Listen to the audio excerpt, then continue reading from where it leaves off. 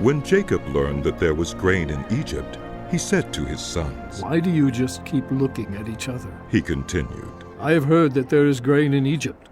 Go down there and buy some for us, so that we may live and not die." Then 10 of Joseph's brothers went down to buy grain from Egypt. But Jacob did not send Benjamin, Joseph's brother, with the others, because he was afraid that harm might come to him. So Israel's sons were among those who went to buy grain, for there was famine in the land of Canaan also. Now Joseph was the governor of the land, the person who sold grain to all its people. So when Joseph's brothers arrived, they bowed down to him with their faces to the ground. As soon as Joseph saw his brothers, he recognized them, but he pretended to be a stranger and spoke harshly to them. "Where do you come from?" he asked. "From the land of Canaan," they replied. "To buy food." Although Joseph recognized his brothers, they did not recognize him. Then he remembered his dreams about them and said to them, "You are spies!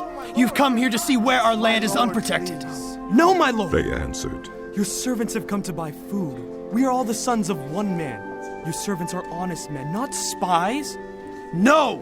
He said to them. "You have come to see where our land is unprotected." But they replied, "Your servants were 12 brothers, the sons of one man who lives in the land of Canaan. "No. The youngest No, is we're not now with our spies." father, and one is no more." Joseph said to them, "It is just as I told you. You are spies. And this is how you will be tested.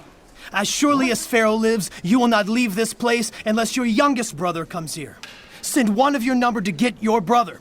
The rest of you will be kept in prison so that your words may be tested to see if you are telling the truth. If you are not, then as surely as Pharaoh lives, you are spies."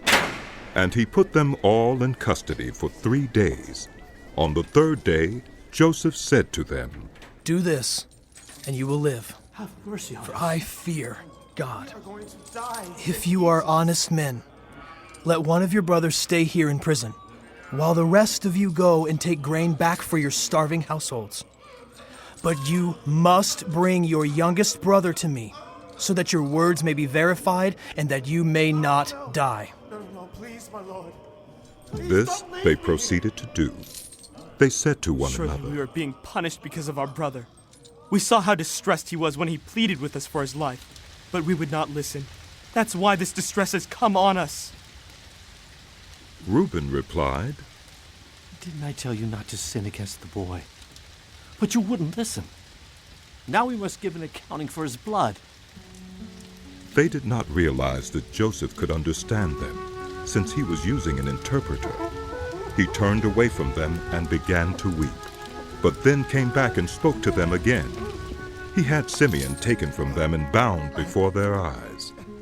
Joseph gave orders to fill their bags with grain, to put each man's silver back in his sack, and to give them provisions for their journey.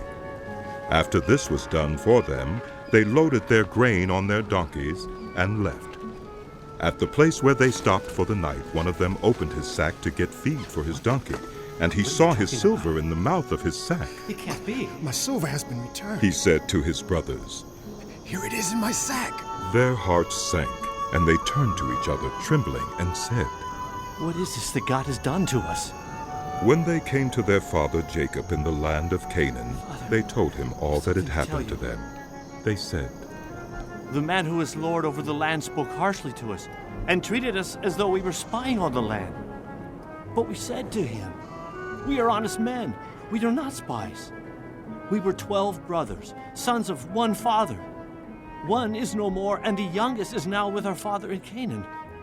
Then the man who is Lord over the land said to us, This is how I will know whether you are honest men. Leave one of your brothers here with me, and take food for your starving households and go. But bring your youngest brother to me, so I will know that you are not spies, but honest men. Then I will give your brother back to you, and you can trade in the land. as they were emptying their sacks, there in each man's sack was his pouch of silver. When they and their father saw the money pouches, they were frightened. Their father Jacob said to them, You have deprived me of my children. Joseph is no more, and Simeon is no more. And now you want to take Benjamin. Everything is against me. Then Reuben said to his father, You may put both of my sons to death if I do not bring him back to you. Entrust him to my care, and I will bring him back. But Jacob said, My son will not go down there with you. His brother is dead, and he is the only one left. If harm comes to him on the journey you are taking, you will bring my gray head down to the grave in sorrow.